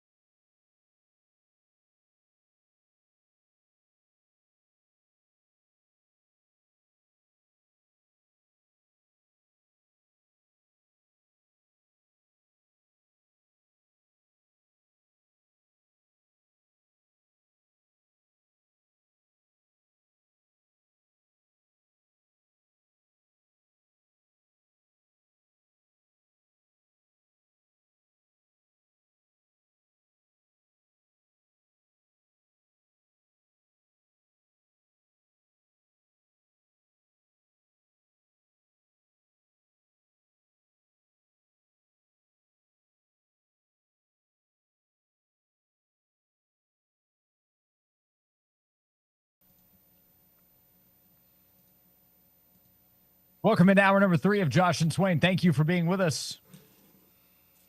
You can join us at 865-656-9900 on standby for Ron Slay. We'll hop on the sleigh ride at some point this hour with big basketball coverage from Ron, ESPN, the SEC Network, over the next couple of days. That includes Tennessee on the SEC Network tonight, taking on Missouri at 9 o'clock. You can also connect with us at 865-656-9900. We did have a challenge. This is more for you, but I'm aligned with your viewpoint, Swain, so it can be toward us. Terrence texted in. Mm-hmm.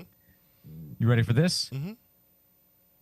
Said, man, I don't know what you were doing down there in Alabama, Swain, but in my day, the 80s and 90s, I don't have any examples of us being soft. No social media or cell phones. That alone makes us not as soft as these kids today. They lose their minds when you take that phone away. Also included some laughing emojis. I think we all lose our minds now, right? We're all attached to these mini computers. Now, what I was referring to is the fact that, we as adults point the finger at the younger generation, but we are the ones that are raising the generation. So we allowing the softness. So there are times when you learn lessons from young people. Like, for instance, and I don't want to go too far away from what we're talking about here, but you ever see yourself taking your kid to the park? I wouldn't suggest going to the park unless you have a kid, but going to the park and watching kids play, like, they don't know each other, they look different, they have different skin tone, they have zero knowledge about each other. All they know is there's a kid like me in the park, I'm going to play with that kid. And so I think that's a great lesson for us. I mean, we can learn a lot of lessons from young people, but sometimes we spend too much time pointing the finger at young people, making it seem like that they're not doing things good enough, or they're not smart enough, or their generation is not as good as ours. Be open-minded, learn from other people, learn from other generations. That's all I was saying. But yeah, like, it's different today, but we all glued to our phone. We all attached to our phone. You go to any restaurant, man, you can see people, young or old, man, they're attached to their phone, watching it, looking at it, not even talking to each other. So we're all victims of that. Yeah, there are many areas this can apply, but in the sports talk conversation, for sure, we talk about athletes today. LeBron gets the most coverage, right? But you talk about any coverage.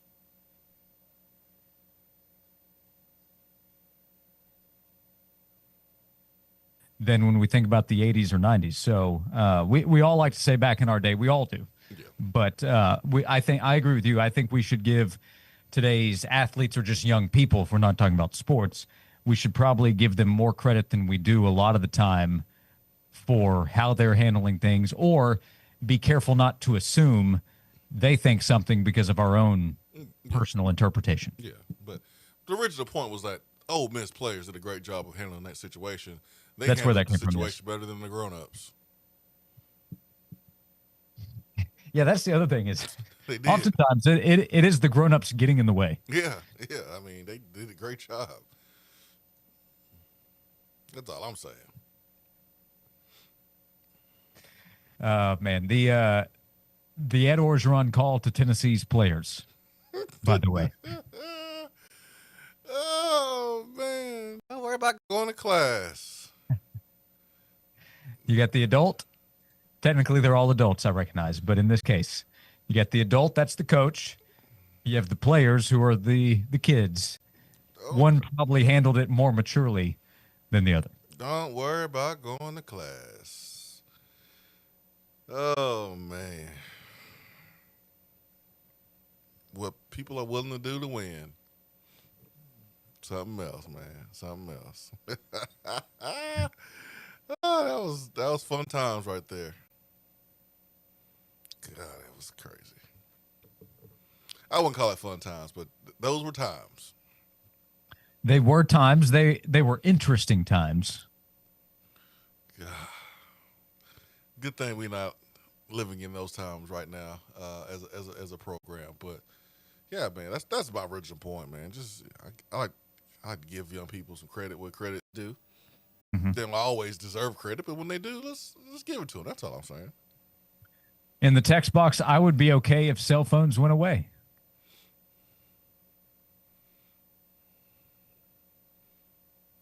Well, how else am I gonna pretend to be busy when Josh Ward's trying to talk to me if I didn't have a cell phone? Yeah, the cell phone offers a great. A buffer. Yeah. Also, we enjoy the text box on the show, so that would be. I mean, I guess you can message in from a computer as well, but we like the text box. Yeah, man. That's somewhat of an ironic message, right? Yeah, we like cell phones. Just just use them correctly. Cell phones Yeah. are important, very important. Anyways, just give the young people Ole Miss credit. That's all. Yeah. The world of college football, the world of college sports, very different from 20 years ago, 30 years ago, 40 years ago. What's continued to be the case is programs and coaches looking for ways to win, looking for ways to bend rules. I mean, it used to be, hey, car shows up. Think about the Texas Grand A&M, something like that. What would they call it? The car that Eric Dickerson got. The Pony Express. Yeah. So they're always looking for different ways. It's just rules have changed in what's allowed versus what's not allowed. But you're still looking for every angle to beat out the opponent. That's remained the same. Always, my friend. Always. And pressure has continued to be there. Maybe it mounts more quickly now. That might be the case.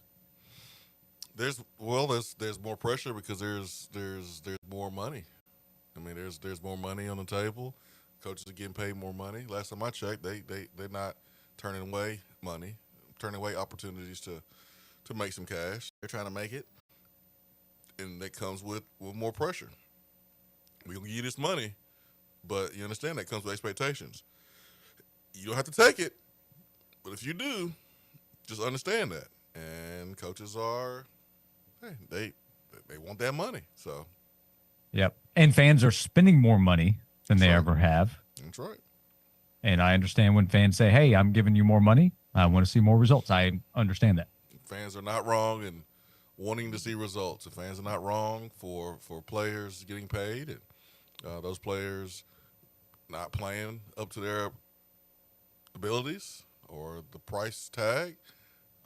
Those fans are not wrong. So. So fans that had disappointment from this past football season, I get it, and are now hoping for a big bounce back in 2026. I get that as well. In a lot of ways, Tennessee has delivered. When you look at program success in different programs over the last few years, Lady Vol fans not exactly happy right now. They have a right to be with the way things have gone. We'll see if things turn around immediately. If not, there will be a lot of pressure this offseason to turn around next season. Yeah, they don't really have a lot to be happy about.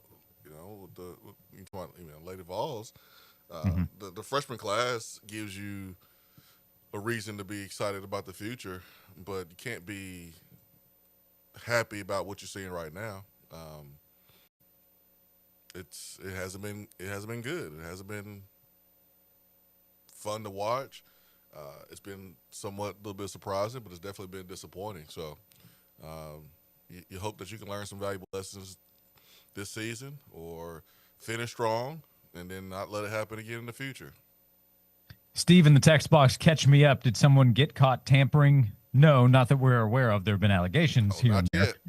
But the story we've discussed today is Ross Dellinger of Yahoo shared last night a section of a memo that was sent to NCAA schools from the VP of Enforcement, John Duncan, as they have charged the staff to pursue significant penalties for tampering violations, while also more publicly will announce cases and remind schools about the tampering bylaw, which states that coaches should not have any contact with the student athlete before he or she is in the NCAA transfer portal, and also noted that a coach or a booster expressing interest or suggesting the possibility of a roster spot opening for a student athlete should the individual enter the transfer portal is against rules. And I read that booster part say Well, you could have somebody on behalf of the school, Nope. and somebody speaking on behalf of the school would still be viewed as tampering. As they should. Yeah. Let's close up those loopholes. Let's lock them down. I'm all for that, Josh Ward. Let's lock them down. Yep. This on the same day, essentially, as On Three, writing and talking to general managers and NIL staffers from power programs, saying, yeah, agents are getting stuff done well before their clients enter the portal. We'll continue the conversation. When we come back, we hop on the sleigh ride presented by Dead End Barbecue. We'll check in with VFL and SEC basketball legend Ron Slay. That is coming up when we come back right here on Josh and Swain. About time, Slay.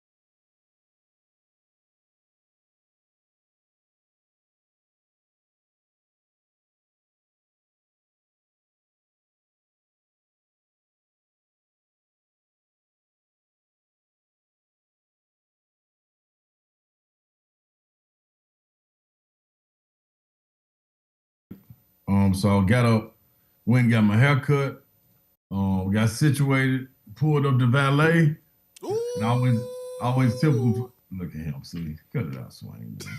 I always tip him $5. So I reached That's it. to get my $5 tip and had no wallet.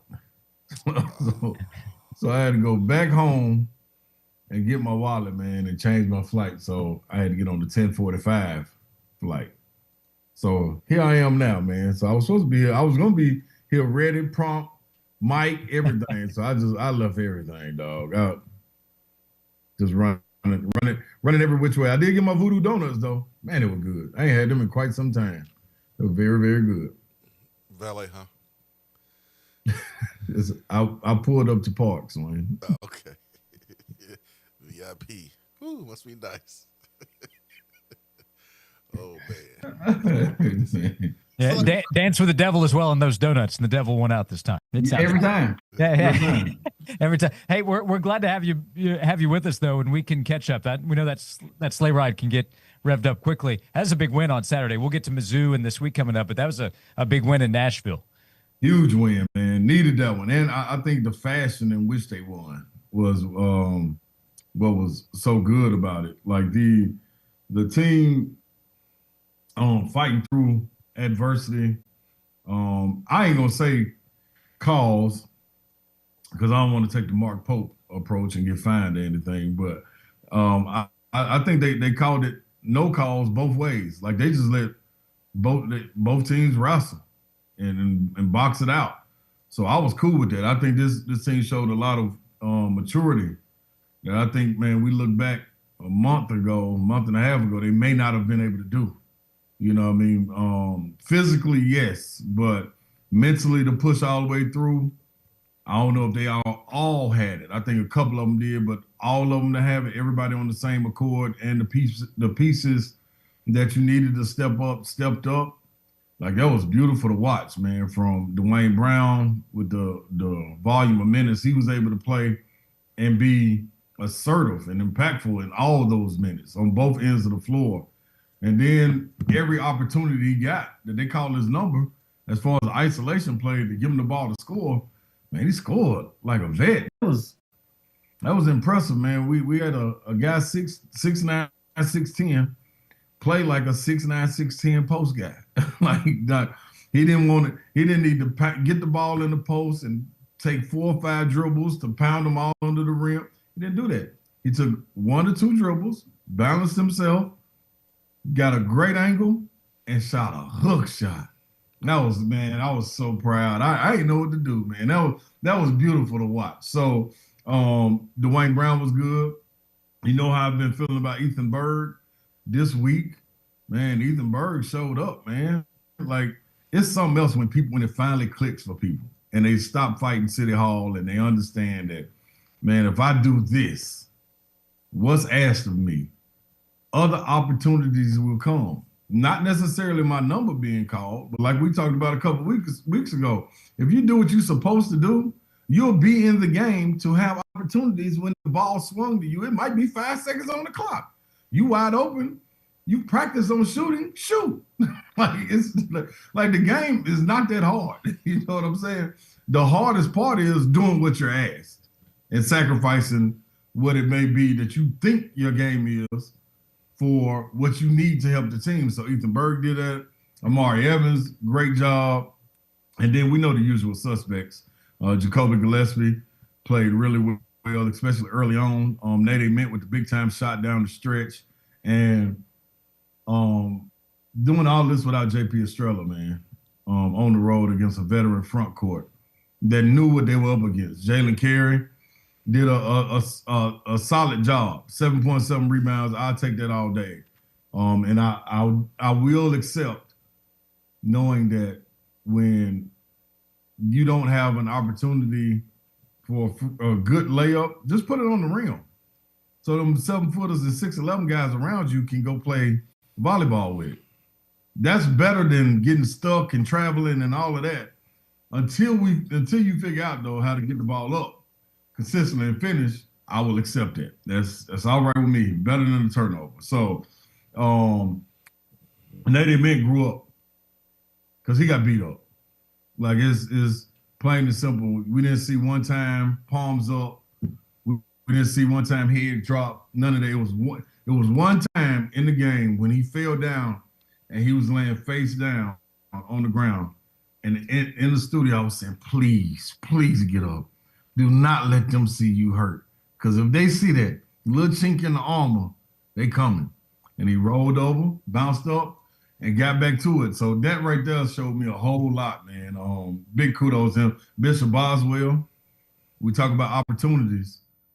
There was plenty of opportunities right there for him. And anybody else in that situation probably would have started pivoting at half court, looking for Gillespie or Nate Mint when Duke Miles was raking him with his hands.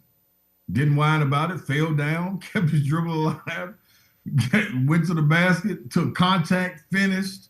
Then the play after came back, did the same thing, didn't hesitate, raised up over Duke Miles, who's a really good defender, and shot and made it, man. Like, all these are buckets that you needed down the stretch. So big kudos to them, man. Way to be locked in. That, to me, was one of their best games for 40 minutes.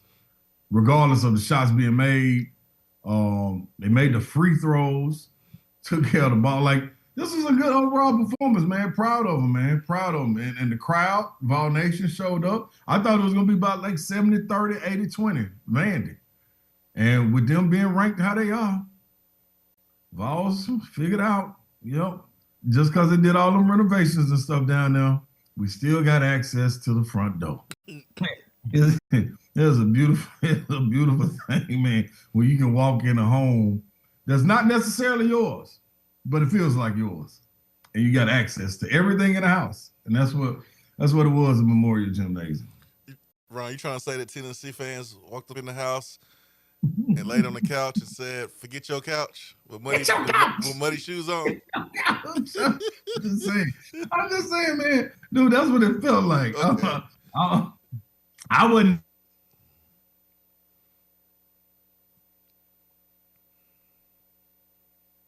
They were very, very, very comfortable in that setting. So proud of them, man. It was fun. It was a fun performance. And then, Miles was a transfer portal guy for Vanderbilt. His name was thrown around with possibly coming to Tennessee. And Tennessee and Vanderbilt don't like each other. You got the whole dynamic with Jalen Carey. So there was a lot of emotions running high. And for Tennessee to find their poise, even with that element being a factor, man, this team really took a step forward, man. It was a really impressive win. What game are you expecting from Missouri tonight? Oh man, this is a desperate game for Missouri. I think down the stretch for them. We'll get an opportunity on SEC Network to talk to Joe Lunardi, and that's one of the teams that I'm gonna ask about. Missouri, and also Auburn, where they stand as far as being a couple of the last ones in, and what kind of seed do you feel they can work up to. But Missouri, they're one of those teams, man, to hold their destiny in their hands. They got a group that goes 8 or 9 deep too. They got guys that are emerging. Phillips Jr., the big fellow, 7-footer, started at LSU as a freshman year. Forgot where he went last year, but now is back in the SEC. And the way Coach Gates has molded them and loved on them, if you will, to, give them to play his best is a testament to him. Like, this dude got so much upside as a 7-footer, so freaking athletic. It's going to be interesting to see how he helps them going down the stretch. But T.O. Barrett, Dennis Gates made a change probably about 5-6 games ago with Anthony Robinson, who was an preseason all-SEC guy. He took him out of the start lineup, put T.O. Barrett in it, and they've been kind of rolling ever since. T.O.'s been playing well. Jaden Stone's been playing well. Pierce has been playing well. We know who Mitchell is and what he can do, being an unorthodox stretch 4, but can get it done. Like, you really want to let him shoot, but at home, that's kind of risky. So it's going to be interesting to watch what he's able to do and who matches up with him. They do have some big wings, so this may be one of the games for Ament where he sees sees a guy his size, and he's able to play a little more freer than he is with the smaller guys getting up under him. Yeah. The difference is these guys are strong because these are veteran guys that'll be guarding them on the wing. So Gillespie, it's going to be a nice game for Bishop Boswell, I believe. But as far as Missouri goes, Missouri is a team that they desperate, dog. They got to have it. They got to have it. These, what is it, 4 games left? They need to get at least 2 of them and probably a win in Nashville to kind of solidify themselves with these quad 1 wins quad 1 games that they have right there at their fingertips. A lot of people in the country don't have that opportunity. So they got it, and they got to take advantage of it. I know Dennis Gates going to have them ready. Como it should be rocking. I'd be shocked if it's not. So it ought to be a nice war, man. It ought to be physical too.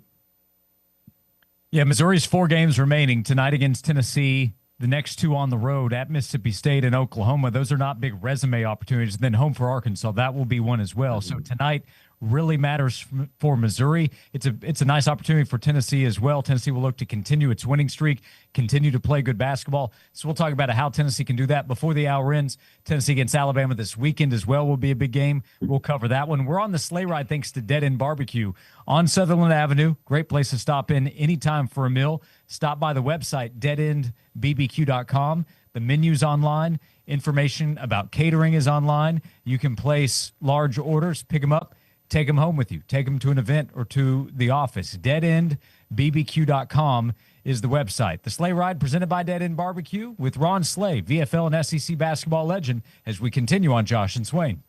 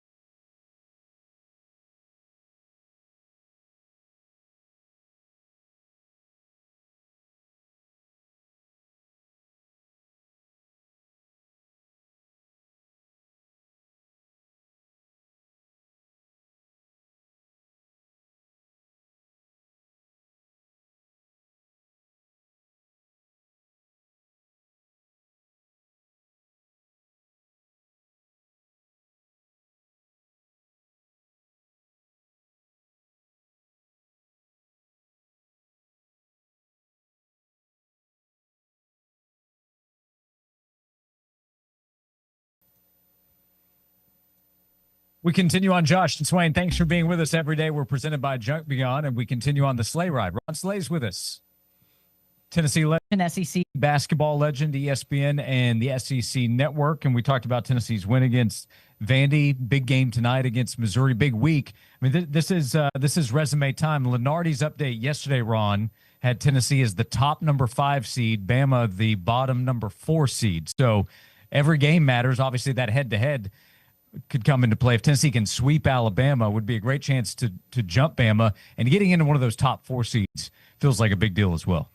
Yeah, man, you're able to sneak in them top 4 seeds. That's pretty pretty dope. One of the things that threw me when the committee released their seedings, though, did y'all know the overall number 1 gets to pick where they go? I never knew that. I don't think I did. Yeah, I think there has to be something new. But the number 1 overall seed gets to pick where they want to go and where they want to play. That's pretty dope. That's heavy. So, yeah, and then back as far as the Vols go, man, if you can get in that 4, I ain't messed up with 4, depending on who you messed up with, as far as the ones go. That's where it can get a little tricky. Like I wouldn't mind being messed up with Duke. I don't want no parts of Arizona yet. I want no parts of them till later. But you kind of have a nicer stretch. You know what I'm saying? At that 4, you know, it's the higher up supposedly the better it is. Even though I think there's gonna be some guys mixed up this year that's gonna offer some pushback. You know what I mean, when they get in there, some Nebraskas and people like that. So it's all you got to bring your game anyway. Two game weekends, man. You got to be ready to play, and I think our depth is showing up for that. What has made Alabama better without Bediako? Remember, Nate Oates went to go get him because they didn't have the rebounding and the toughness. They went and got Bediako. Tennessee beat them with him, but now they seem to be better without them. Tennessee is better than the team that beat them at Alabama. But what has made Alabama improve since that loss to Tennessee? Aiden Sherrill. Like, you got to lean on him now. Alabama, like they were trying to figure out, Nate Oates was trying to figure out, because of depth, trying to figure out how you play them big boys together. Because when you look around the country, like everybody has, like we talked about last week, Swain, with Josh, the traditional 4 and 5 has kind of snuck back into the game a little bit. You know what I'm saying? As far as the creme de la creme teams go, the Arizonas and the Houstons, the Dukes, like they got traditional 5s, you know, and mind you, the traditional 5s nowadays, the lob threat, the block shots, not really getting to them in the post, but then you got a 4-man that can step out and play top of the key in. So a lot of teams have that. So I think they were trying to figure out, how do you play Bediako and Sherrill together, knowing that Aiden Sherrill is a 3-point shooter and can stretch the floor. How do you get his minutes? But I thought, man, it did him a disservice because he had bought into being the 5. You know what I mean? And being a low post threat, occasionally being able to go shoot a 3, but he was defending the rim, being able to handle the ball a little bit more closer to the rim, you know what I mean, on those short pick and rolls, being able to get busy. So I thought it hindered his growth. I thought it stunted his growth a bit. But him being back in the lineup and just playing free, not looking over his shoulder, knowing Bo Bowen to come in at the stretch 4 and release somebody, they'll go small and put Millette right there, Houston Millette right there, and be fine. So it's a lot on his shoulders, and with that responsibility, a lot of times players, they grasp that and be like, okay, this is my spot. You know what I mean? I'm a piece on this team, and that's important for a squad that plays perimeter based.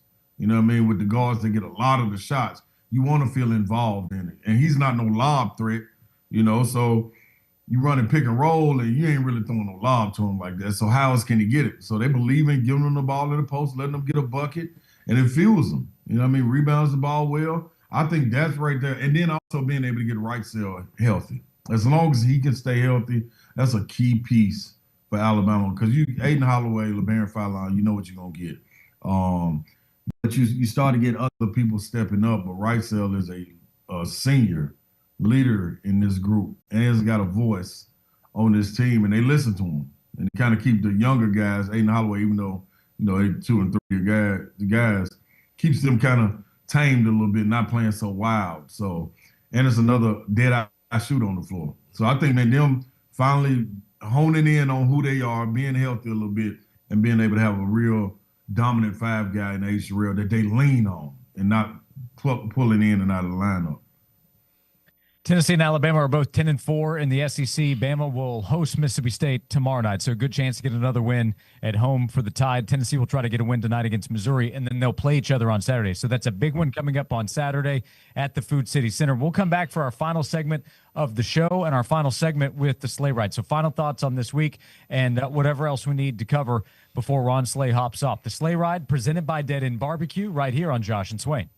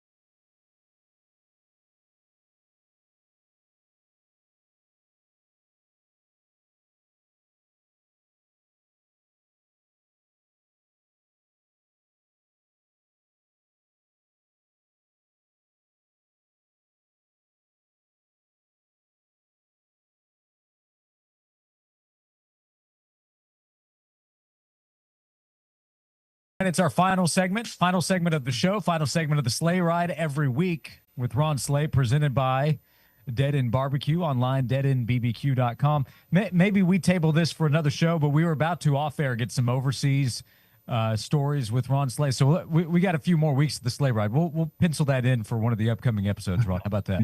I got it. I promise I got a good one for y'all, boy. It was me and him. We went toe to toe. We went toe to toe. They could hear us hollering. He had his bodyguard in there with him and everything. But see, he was crazy, and he knew I was crazy. And so my reputation was I was crazy. Yeah. So it was gonna be crazy on crazy. But earlier in the show, Swain and I, we were talking about social media. We were talking about the kids these days, conversation of how it is today versus 80s, 90s, and all that. Yep. Sometimes we need a reminder or a check-in on. Step out and go overseas with basketball, with soccer, and see some of the reaction there. You want to see it get real. You see it firsthand. Yeah, it's different. I promise you that. They eat it, live it, breathe it over there. So Tennessee against Missouri tonight, Alabama this Saturday. Anything that we've missed in terms of what you're looking for from Tennessee or these matchups or just the SEC this week? We only have the next couple weeks, 4 games to go, and then it's postseason time. Yeah, I honestly like where we are, and is where Tennessee is playing right now. This is what I'm talking about when we talked. I mean, it had to be about 4 weeks ago after the first Kentucky loss, and then after they got themselves in order, the second Kentucky loss, we came on talking about it, and I said, man, I'm okay with this loss right here. Like, you knew what it was. You made some bad plays. Those are details. Those are things you can go back and fix. But the effort and energy that this team is playing with, like, they focused on the goal, it feels like. And it's one of them, like, as coach speak a lot of times, you want to get 1% better each day. It actually feels like this team is getting 1% better each day that they go out and do something. Every game I walk away from, win or lose, I'm walking away like, you know what? That was all right there. That effort, it don't even, whatever y'all did, that's cool. I ain't even tripping off the scoreboard because if you do what you're supposed to, it's gonna take care of what happens. You know what I mean? Like the same shot that Nate Mint made against Vanderbilt, that's the same shot he had against Kentucky to win it at Kentucky. You know what I'm saying? So I'm cool with it. And if he would have missed that shot, I'm cool with it. Bishop Boswell would have missed that shot, I'm cool with it. Gillespie play this way, I'm cool with it. Like I'm okay with where they are. So this continued growth right here. This, I think, is the first time that we've seen a team under Coach Barnes trending at the right time. Like, and it's been steady uphill the whole time. Like, we had the ups and downs trying to figure out who we were in non-conference. You saw the flashes. Then each individual had flashes. You was like, man, can we ever put it all together? And we all kept on saying to a man, I hope by the end of February, going into March, like this team got it together. It seems they headed in that right direction. Now, we're going to hold up and see, but it seems like they're headed in the right direction. They understand what it is and keeping the main thing. So I love where they are. I actually love where they are right now. How would you handle J.P. Estrella with, his lingering foot issue? Yeah. Couple games left. You play him, you sit him. How would you treat Estrella? Man, I put this one all on Chad, the trainer, and the docs. Like, this all on y'all, man. Like, I know what we're gonna get from JP. You know what I mean? Now you don't want him rusty either. I'm assuming that he's at least practicing individuals, you know what I'm saying, trying to keep some kind of rhythm and practice or whatnot, just for like non-contact. But you want him to be able to do that so when he does step back in, he kind of flow with it. But the experience you're getting with him out, man, you gonna need him. And he's not a guy that you got to put the ball in his hands and say, JP, go give me 10 points and 10 rebounds. I want you to go give me 10 points and rebounds off lobs and dunks and stuff. When we give you the ball, that's a luxury. You know what I'm saying? That's the effort and energy plays is what we need from. But me, man, I'd be cautious with it. I wouldn't be opposed to sitting them this week, at least today, and testing them for Bama. You know what I mean? Like, because you're okay. Like you're awarded that right now because the way Dwayne Brown's playing, Jalen Carey's playing, Felix is back. Felix done figured out like I can score again like I did at the beginning of the season. You know what I mean? So I think you're okay. I think you're okay, dog. Hey, Ron, last minute, we'll get you out of here, but I'm fired up for the next few weeks. We always look forward to March, but there's individual star power. Every night there are massive games. Tennessee Vandy felt like a postseason game. Several did this past weekend. It's going to be fun over the next month or so. No, man, going to be so exciting. Man, it's going to be so exciting. People jockeying for position for seeding in the tournament. If it would end right now, Kentucky would be playing on Wednesday in the SEC tournament. That would be great, SEC-wise, because it'll be packed in Bridgestone. But you also got, man, people playing and stepping up for that first team All SEC. Man, that's gonna be it's a race for that SEC Player of the Year. Yeah, like you asked me 2 weeks ago, it's Thomas Houck. You know what I mean? With Acuff knocking on the door. Now it's Acuff with Thomas Houck knocking on the door and Nate Ament in the conversation because Tennessee's winning. And you look at the way Florida's playing, dog. Like the reason Thomas Houck won't get SEC Player of the Year is because of the way his team playing. Like Condon is killing, Chielu is killing. You know, Xavier Lee's playing better. Nate Ament is knocking on the door, man. These folks just keep winning. Like they were knife a couple weeks ago. Like people almost wrote them off, man. And here they are quietly going, and it's still amazing. They're going still up under the radar. You know what I mean? So I love where we are. Mark Pope just got fined. We finally got to hear the real Mark Pope. Him walking off the set crying to Mitch Barnhart. Should just said it in the mic. Should just say how you feel, man. Get your money's worth. Like, I'm loving it, man. I'm loving it, dog. I'm loving it. Nate Oates, they trying to get Betty Ocko back up. Man, there's so many storylines, dog. It's so entertaining. Yep. It's just leading the nation. Hey, Ron, where can fans see you here over the next couple nights? SEC Network, man, tonight, Wednesday, and Saturday. We back at it, man. We ramping up, you know, and getting ready to head to Nashville soon, but everything got to play out before we get there. So SEC Network, tune in tonight. All righty. SEC Network, watch, show them some love as we are headed toward March. Last weekend in February, turning the page to March this upcoming weekend. Ron, we appreciate it. Dead End Barbecue makes the sleigh ride happen every week. Safe travels back to Nashville, and we will talk to you again next week. No doubt. Appreciate y'all, baby. Go Vols.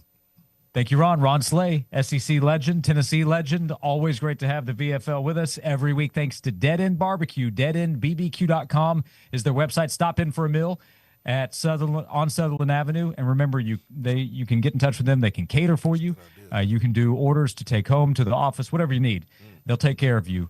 Dead End Barbecue, DeadEndBBQ.com. Swain, good stuff. 9 o'clock tip-off tonight. Be ready, and we'll be back tomorrow to talk about it. Oh, I'm ready, man. I got all my supplements and tools to be able to stay up and watch this full basketball game. Josh Ward. I'll be texting you in the second half. I better get a reply. Is it not necessarily a wellness check, a wake-up check? No, I want interaction, Josh. I'm texting you in the second half. Hey, man, look at that play Nate Ament made. How about that play Gillespie and Bishop? I expect a reply. Can I build an AI app in the next 6 hours that can be prepared to respond whether I'm awake or not? We'll figure that out. And we'll discuss tomorrow. Thank you for being with us today. Jill Silverberg producing. Thank you. We'll be back tomorrow at noon. Thanks for hanging out with us on Josh and Swain.